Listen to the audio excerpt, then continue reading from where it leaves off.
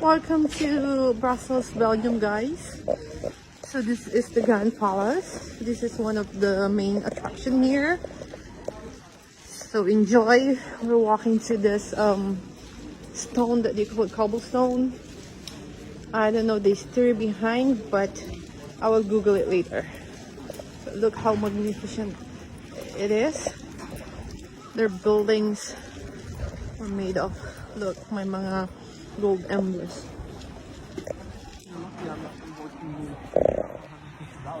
Ayan. Free tour po tayo.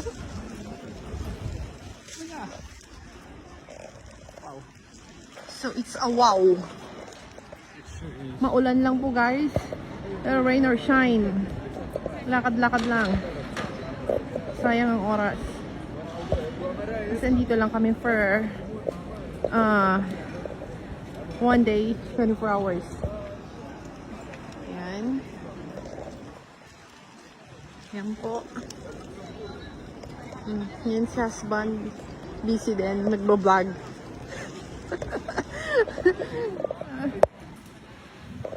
Mas marunong siya mag-vlog kaysa sa akin. I don't love talking.